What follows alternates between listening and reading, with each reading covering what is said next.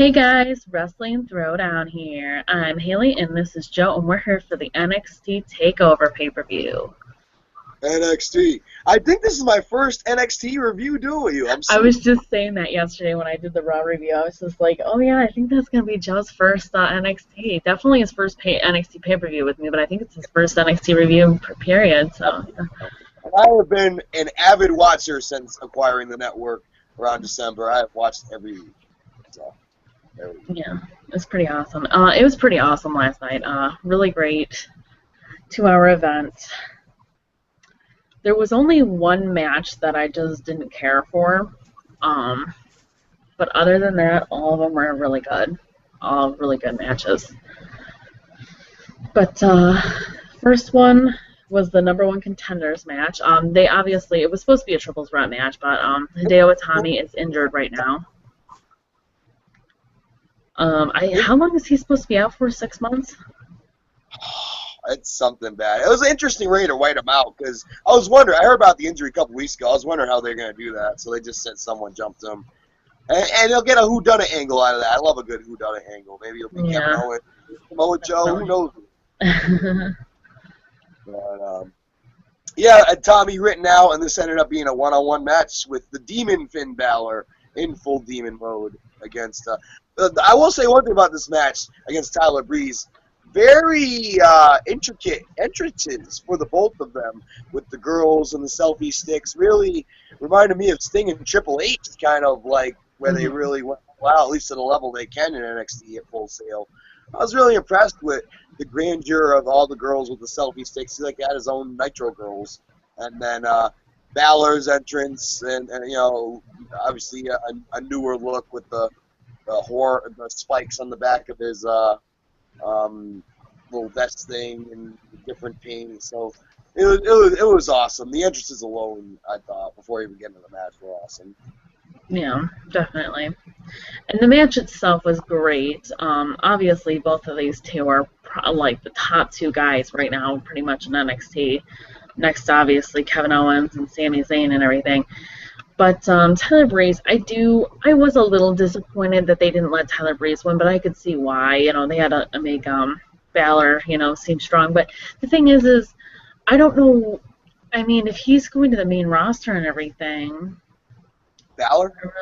I feel like Tyler Breeze needed this win more, but they don't like to have a heel versus heel match. They like to have a babyface versus heel match. They don't, I mean, once in a while they'll have a heel versus heel match, but they're kind of like, you know, they're the developmental of WWE. They're kind of, you know. He already planned for the rematch because he didn't dress as the Demon when they fought the first match. Yeah, that's true. But left open a rematch to where he went full demon and really channeled it against Owens. So I'm not surprised there. And Balor is one of the hotter acts, and with Itami down, I think Itami was the dark horse to win it, to tell you the truth. And with Itami going down, they went with Finn Balor, and I don't think he's going to win the title, but I think it's going to be a really intriguing matchup, especially with the demon factor and how it's going to play into it. Yeah, definitely. Great match though. I was really pumped up. I love how they start off nice and strong. All the matches were pretty much good except for one that I wasn't crazy about. But and I enjoyed the pre-show with Renee and Corey and Saxton. I think Saxton's been doing pretty good as the third man, playing off of Corey Graves. I think Corey Graves is channeling his inner his inner Jesse Ventura. And we lost Joe.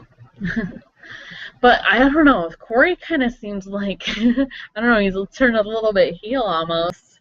I don't know if that's like kind of what they want him to do is turn a little bit heel. I don't know. Speaking of a heel commentator, I think Michael Cole's kind of been turning heel a little bit too lately. But I don't know. Did you think that Corey Graves was kind of a little heelish last night? Yeah, I was actually going to say that for the feed me off. He's channeling his inner Jesse Ventura. He's getting more heelish. He was kind of teetering that, and it's almost like they brought Saxton down to get him more experience and kind of feeding off that. Interestingly enough, because Saxton can be heelish too, but he can also he can kind of go both ways. So I kind of like the dynamic of the three right now with Saxton and Rich, who actually is a Rhode Island College alum, the college I went to. and Huh. knows my buddy Dave Dyer, who is a pretty much doppelganger of one Corey Graves. Oh wow, that's sweet. Real version of Corey Graves, the He's such non-wrestling. a good commentator, though. I've really liked him. I'm so glad that they actually gave him a contract after. I think that was like the best thing they could have done. They always work out so much better because they have the experience. They know what they're talking about. They're not like a lost, deer in headlights or whatever. They know what they're talking about. So it makes it for a better With commentating. this guy, and not many announcers of recent times of WWE really have. And he does, and I think he transcends. And I think in many ways he's the non-dickhead CM Punk. He's everything CM Punk was, just the non-prickish version of it.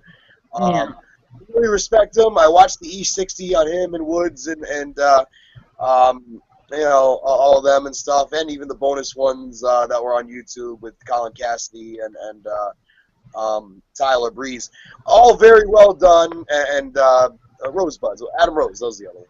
But it really made me feel for Corey Graves, the passion he has, and when they showed the day he got the announcer gig on December 11th, the day Kevin Owens debuted in NXT, and both his stock as a commentator and obviously Owens and the company have both risen significantly since then. Graves is all over a lot of projects. He's on every Raw pre-show.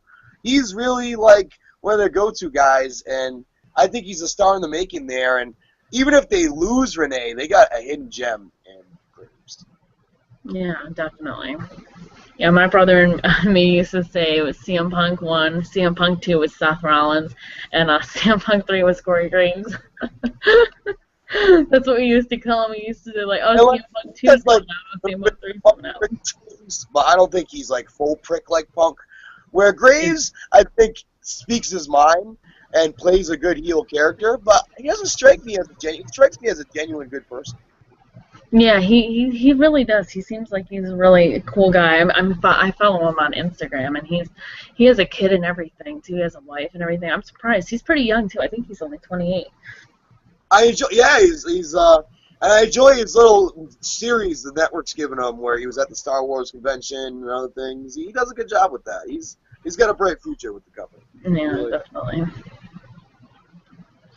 Next is a Divas tag team match: Bayley and Charlotte versus Donna Brooke or Dana, whatever you wanna. I don't know. Is it Dana or Donna? Dana Brooks, the female Dana. Lex Luger. And then Emma. Obviously, heels versus baby faces, with the baby faces getting the win. It was pretty good. It was nice seeing Charlotte out there. I'm surprised she's still having a few matches. This might be one of her last matches, though. Yeah, because I was actually surprised Bayley didn't get more action in the ring, especially on Emma. They were really building up this Emma and Bayley feud, and I know she on a recent episode of NXT, she got a lot of revenge on Emma for stealing her headbands and stuff. She hung it out with her and then gave her the Bayley to belly, and I thought Bayley would have a little bit more spotlight. It seemed like Charlotte really did the heavy lifting in this match, but I worry they're going to call too many people up. With Neville already up and Zayn, who knows where Zayn stands with the actual injuries and what's a work and what's a shoot and where Zayn's going to be after that. Obviously Neville's up and Owens is now flirting with the main roster, and there's been rumors for Balor for a while. So, and you can't tell me Tyler Breeze isn't overdue, and the tag team scene couldn't use Enzo and Kaz, and both Sasha, and you can make a case for 4 or 5 girls we call them. Yeah, But definitely. But then what would NXT have, pretty much? you don't want to strip the cupboard. That's Exactly. what happened. Well, Kevin Owens is supposed to stay down there for like a year. Like, this was like him, having his little Monday night thing. That was like nowhere. He's just having a match with Cena, and like he's staying in NXT.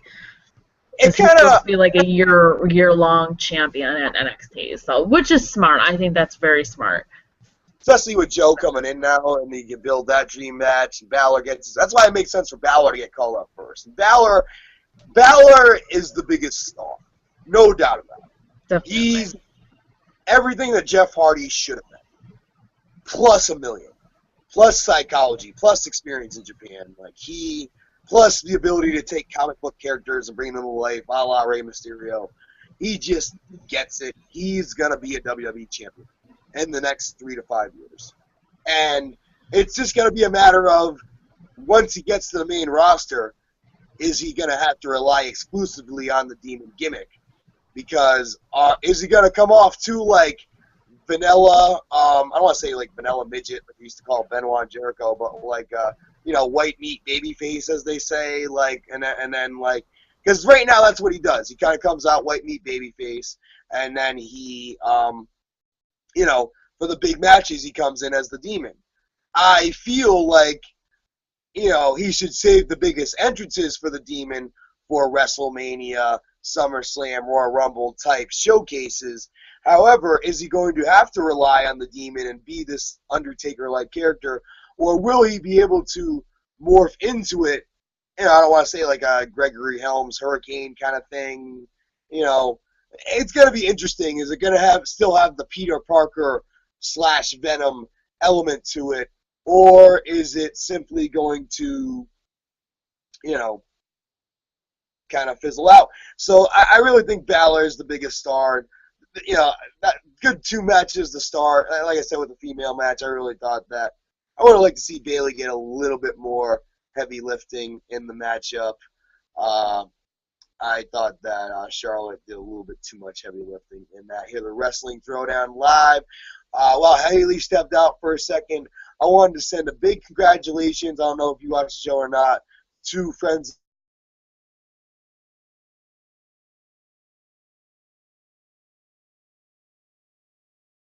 And sorry about that, guys. You can thank my computer for that. But, yeah.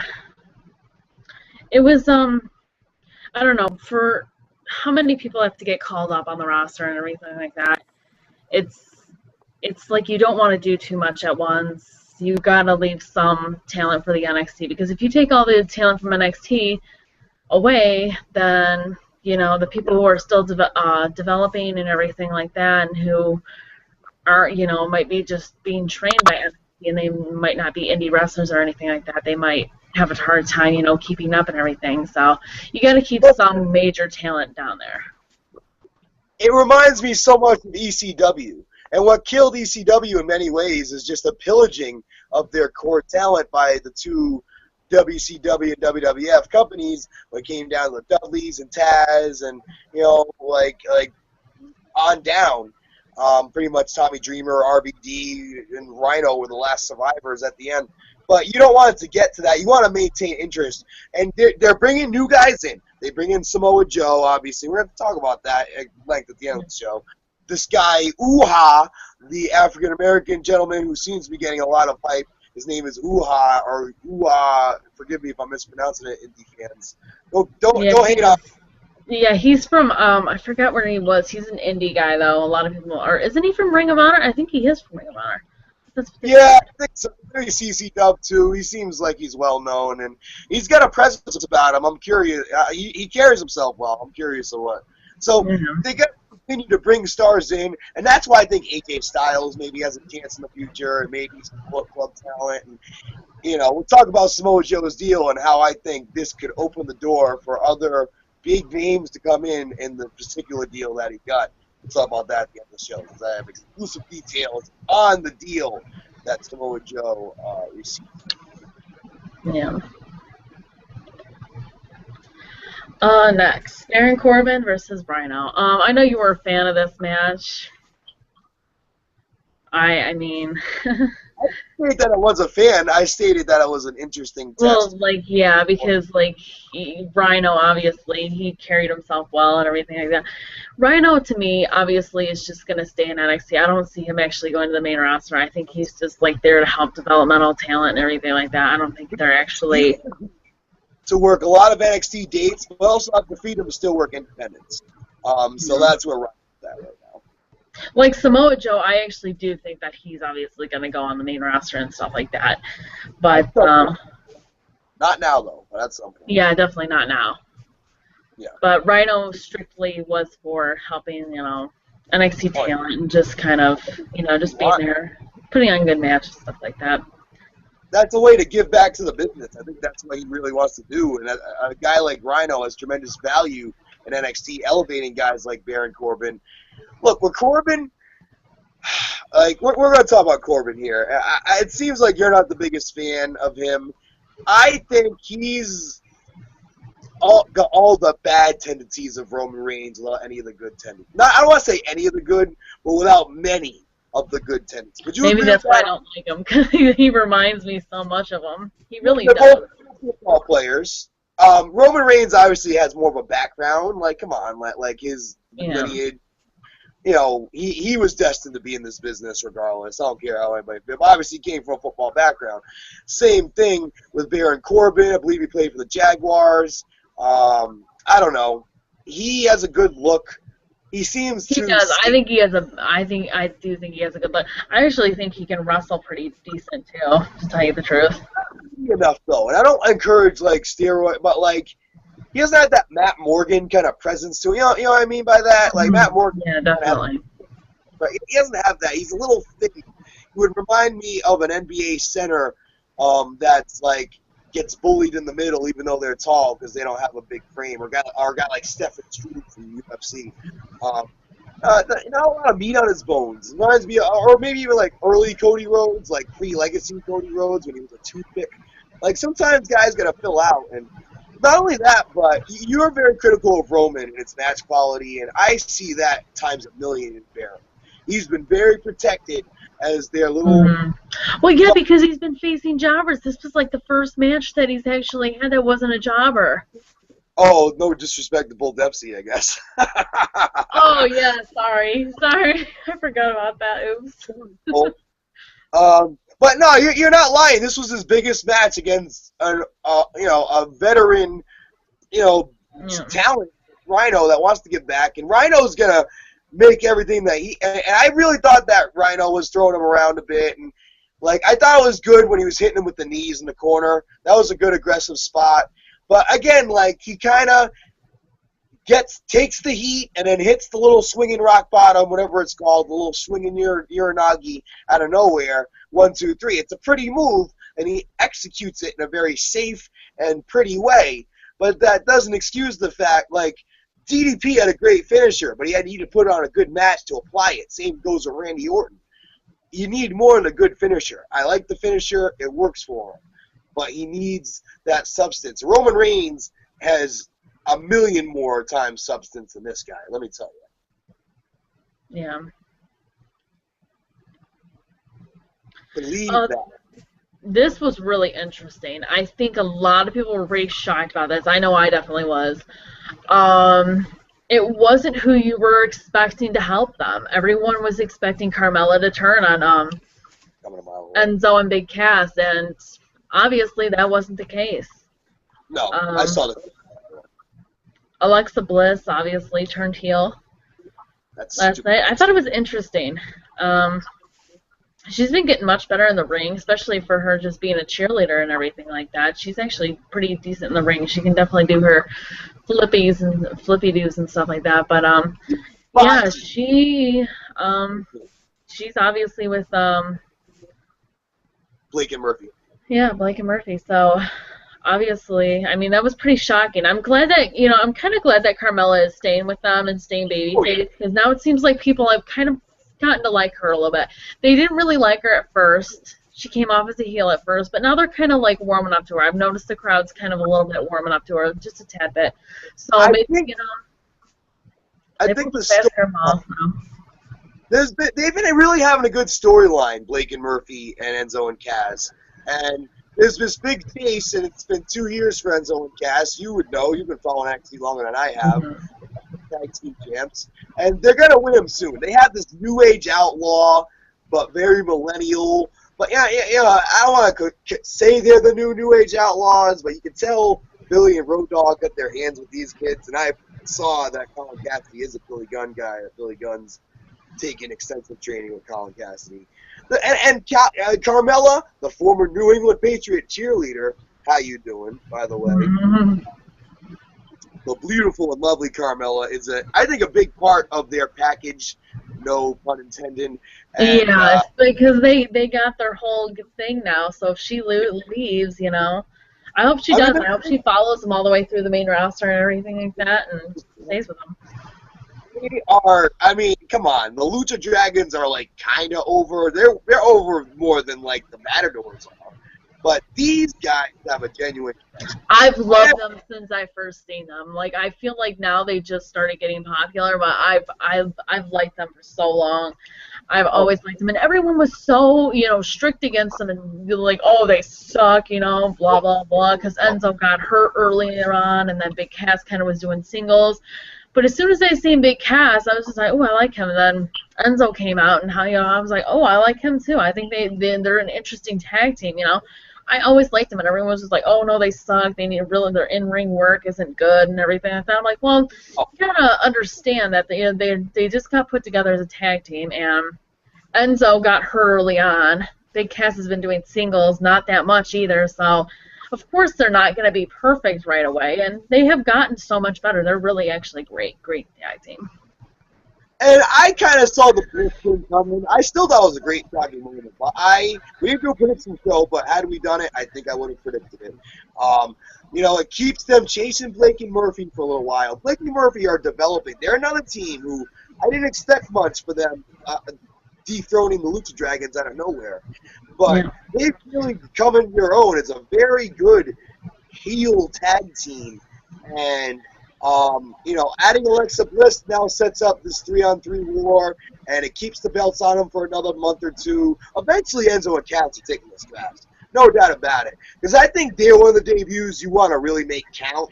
And maybe the day after Mania next year is the perfect time for Enzo and Cass. Because you figure they just brought up the Lucha Dragons and the Ascension. So they recently brought up two. Let Enzo and Cass have a nice run with them when they finally get it. Because it's best to keep the babyface chasing as long as possible. So, this keeps the chase going. And Alexa Bliss turning heel, I think it's good. She impresses me, but I think she's botching at times. I actually think Carmella's gotten a lot better, too, as a worker, who obviously comes from a cheerleader background. So, they both obviously come from cheerleader backgrounds. So, I think that I think this is going to help Bliss because this is going to add a new dimension to her character, which she was kind of too much of a pixie, I thought, before. And I think this is going to make her a better wrestler because as a heel, you can take your time. You kind of got to take your time a little bit more and throw some rest holds in and catch your breath and dictate the pace of the match. Because I thought as a babyface, she was zigging and zagging and going all over the place and doing all these fucking things. And cool, but do it when it makes sense. Don't do it just to do it. And I thought she was doing it just to do it in certain spots. So I'm intrigued with the heel turn. So there's potential there with Bliss. And Banks, I think, is the X factor to be one of the call-ups, maybe even ahead of Charlotte, especially with Becky's performance. Yeah, a lot of people think she is ahead of Charlotte just because of they don't think in-ring work. They think Charlotte is better in the ring, but they think that Charlotte's definitely a better, or Sasha is definitely a better mic skills. When you think of what just left the company in AJ Lee, Sasha Banks, I don't want to Sasha Banks is really the only one who can talk. Nikki's gotten pretty good at promos too, but that was really only when she was a heel. Now that she's a face, she's kind of lost that. Yeah, she's back to cookie cutter Nikki.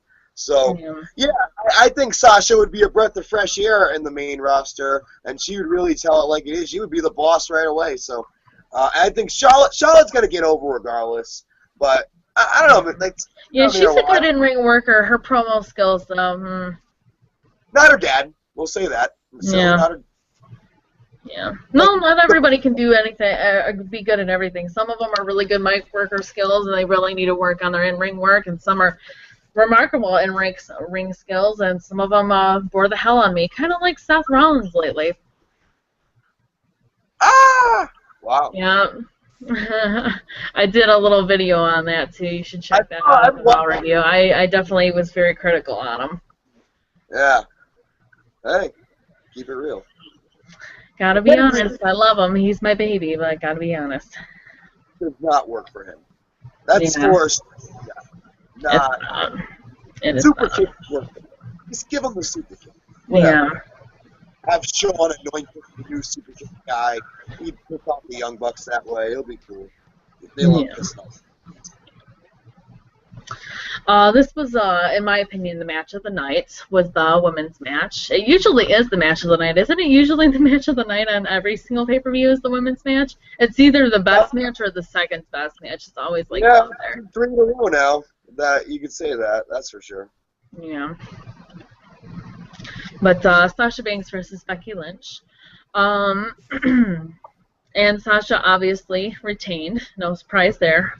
Pretty sure everyone's seen it coming. Fire goes. That was a great back and forth match. Mm-hmm. It's like so many times you thought Becky Lynch had it, and Sasha pulled a great move out of nowhere to get into the bank statement. That top rope move, arm kind of slam thing, which got her in the crossface bank statement, whatever she calls it. And that was a great heelish out of nowhere finish. I really thought Becky was taking it. Becky looked so good. It was a great back and forth match. I knew Becky was a great worker even when I found out she was in NXT, because I was familiar with her work in the Indies. But she has just grown leaps and bounds, and she is incredible. I just hope they don't pair her with Sheamus when she gets to the main roster. Do you have that fear too? Because I have that fear. People were saying that as soon as she walked in. They were just like, "Oh, look, a female Sheamus." And I didn't know who she was. I don't know her from indie stuff, but maybe I'll look it up. But oh my god, I was just like, seriously. Yeah, they were calling her the female Sheamus. Yeah. Hey, I like the redheads. I'll take Becky Lynch any day of the week. She's a gorgeous, phenomenal wrestler and gorgeous woman. But yeah, she is. She's very impressive. Really is. Yeah, she made the ultimate statement tonight, and her stock has risen significantly. She was arguably the best in-ring performer, performer of the night. If I had to award an MVP based on in-ring performance, definitely. Even though she lost the match, that match got her over, and the NXT universe, if you will, giving her the respect, giving her the Eddie Guerrero-like standing ovation after the match. And she's been heelish. She's just recently turned face, and man, did she win the crowd over tonight. Unbelievable. Got to tip your cap to her. Definitely. Alrighty. And now this was supposed to be the main event, but obviously it never really happened. It ended in a no contest. Now, Sami Zayn is supposedly really hurt. Supposedly he is really hurt, and that's why they wrote him off like this so he could get his surgery or rest up. When he wrestled Cena, he popped his shoulder. He did something to his shoulder. Yeah, they said that he needs to rest up or get surgery or whatever, popped it back into place. I don't know, whatever they did to it. I don't know. Get it rearranged, whatever, so he can relax and take some time off. So they planned this and everything, and then obviously, so Kevin Owens can write him off and take care of him. And then Samoa Joe came out. I did hear rumors that he was going to debut tonight, so obviously, I thought he still has a thing in ROH though, doesn't he? Doesn't he have a? I have developing news on that. We'll get to that. I'm seeing. That's a juicy piece of news. I'm sitting on until the end of this video. About the match quickly, I thought it was better than their first match. Neither one of them was to the level of their Ring of Honor work, but I really thought Sammy was a lot more aggressive, and definitely. He came off a lot better than he did, and like once he ran into that pop-up powerbomb on the side of the ring, that was the proverbial game changer, and it seemed like after that, the referees crowded around Sammy, and Owens kept trying to kick him, and that seemed to keep going for the next 5 minutes or so until we hear music. And I had a feeling it was going to be Samoa Joe. We all heard the rumors. I was in ICW covering, and you see me and Samoa Joe on my picture on Facebook to this day, like whatever default pic. There was rumors that night that Joe had signed. Nothing was official, but it looked bright. I told Joe, I'm like, hey, man, I know you got bright. He kind of gave me that smile, like, oh, yeah, it's about to go down. Man, is he in shape. We've seen the recent pictures. When I saw him at ICW in May, he's probably trimmed down 30 pounds. Unfucking believable. Him and Owens. Incredible, because Owens, too. Both of them. significant. I saw him up close and personal. You could just tell he's toned significant. He's taking this opportunity seriously. And if you go on WWE's YouTube, there's a cool little bonus, two bonus promos from Samoa Joe. One of them, him addressing the crowd after the NXT went off the air, and the other interviewed by I think it was Renee. So to NXT. Samoa, and he has his name. Am I the only one who was like nervous for a second? Like, Frank, please call him Samoa Joe. Please don't. I knew that that's one of their exceptions that I knew that they were going to just keep because I feel like in the past. Like on the CM he's Punk had DVD, it for every single thing that he's possibly TNA, ROH, everything. So I highly doubt. I was just like, they're stupid if they change his name. Even if they just called him Joe or something like that. Like, it was just it wouldn't work.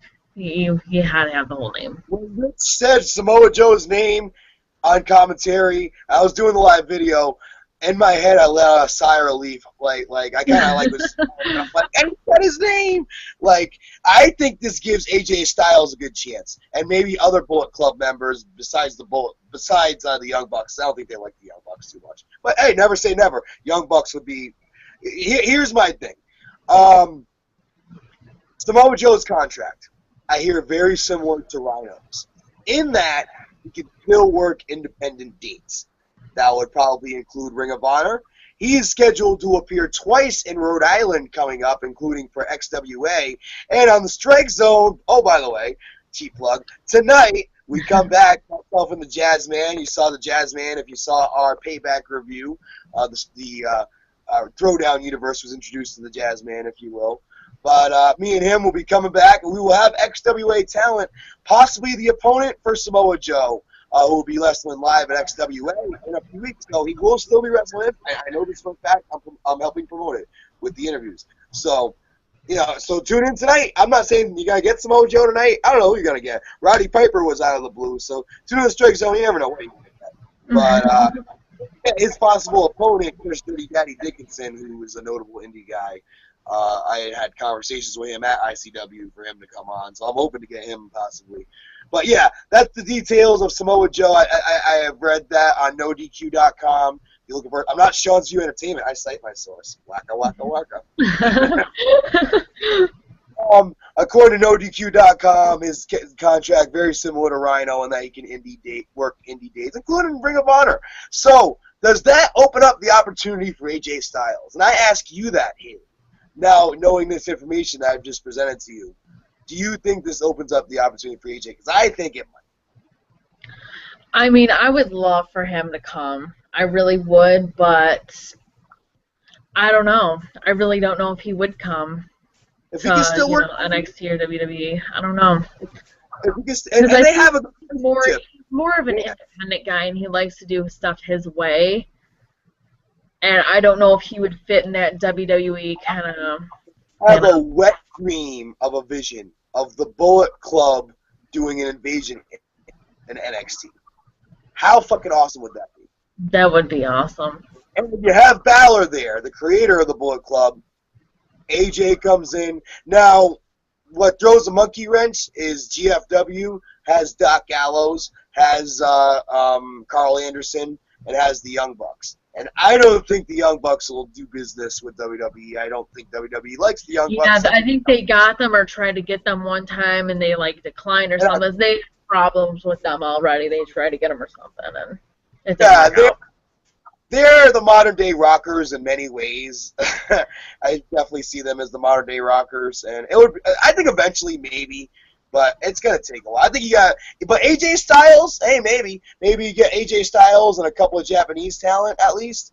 Because like I said, I don't think you'd get Doc Gallows. I don't think you'd get Carl Anderson or the Young Bucks. Because I don't think WWE is going to want to do business with GFW, Jarrett's promotion. You know how they Jarrett. Not fans. I'm still waiting for Adam Cole to get called up. Well, Adam Cole and Michael Bennett, I think, are two significant candidates when their contracts are up very soon. And possibly Matt Taven as well. Yeah, because WWE's been talking with Adam Cole for a year now at least. And like I haven't heard anything back from him. Like I don't know if they just like maybe he said like, oh, I have to finish up my contract or something like that, and it's a 2-year contract. I don't know what exactly happened during that, but they said like a year ago that they were talking to him. There was a thing on it and everything, and they were interested in him and everything. And Maybe they're waiting for the Bellas to leave because the Bellas and Maria Kanellis have heat, and oh, do they? the reason why Meg Bennett and Maria didn't get signed last year because and there's shoot interviews of Maria talks about this on YouTube and stuff like that. Interesting. Yeah, so I think with the Bellas leave, there's a better chance because if Mike Bennett gets signed, there's no doubt in my mind Maria's coming back with him. Yeah, obviously That's his wife, so yeah. in some form or fashion she'll be used. There's too much history there with Maria not to. And in NXT, I think she could actually add a lot, not on the main roster, on NXT. So maybe the King. And again, you got to look at NXT doesn't want to turn to ECW where they turn out all their stars to the main roster, and then they have Tyler Breeze and whatever Jason Solomon or Jason Alexander or whatever Jason Jordan, whatever his name is, and a couple other ham and eggers. They really want to keep the and again with Samoa Joe coming in, with Uha coming in. You already see that, and I'd like to see who else. Maybe AJ Styles. I hope with Samoa Joe going, it gives me hope. It really does. And maybe Kazarian and Daniels. I know they're a little bit long in the tooth. Oh, I but love them. Oh, I've met them a couple times. I met them at a hip hop concert in Boston a couple years ago. They were promoting TNA. Oh, yeah? Are they awesome people? They seem like they're awesome people. Yeah, and I love that Chris Daniels always rocks X-Men gear. Props to the Fallen Angel. Alrighty, guys. Well, thank you so much for watching. I am going to, like I said, I am probably just going to do pay-per-views now for NXT just because I feel like it gets a little repetitive every single week, like I said. So I think I'm going to stick to the pay-per-views because that's what you get a pay-per-view every, 2 months or something, or a month? It's their business. Yeah, something like that. It's like, you guys want to overexpose, we don't want to overexpose either. Yeah. So thank you so much for watching. Don't forget to hit that thumbs up button. Don't forget to subscribe. Don't forget to follow us on Twitter. And don't forget to join our Facebook group. Thank you so much for watching, and I will see you in the next one. Oh, and don't forget to turn into the Strike Zone tonight, too, like what Joe said. 8 to 10 p.m. Eastern Standard Time, www.ricradio.org. Tune in, call in at 414-568-7787, 414-566-9946. Myself and Jason, the Jazzman, Jasnowski, live on the air tonight, and who knows what surprises will bring. 8 to 10 p.m., we were off last week. We are back, and we are counting down our appearance at the Rhode Island Convention Center for a huge wrestling expo. Bill Goldberg is going to be in the house, Kelly, and who knows what interviews we're going to score. Stay tuned for the Strike Zone Radio YouTube channel for that. You can subscribe to that for our Roddy Piper interview and a whole bunch of other great content, including interviews with the Patriots play-by-play guy, Bob Sochi. And for you guys who live up north near your part, Haley, we recently interviewed Milwaukee Brewers commentator Jeff Levering. So y'all Milwaukee Brewers fans, rather, tune into the Strike Zone Radio. It's at capital S, capital Z, all one word, Strike Zone, and then second word, capital R, Radio. Throw it a subscribe. That's all I got. Joe Casanelli channel, rants, live reactions, random stuff. You got it. Thank you so much for watching, and I will see you in the next one. Bye.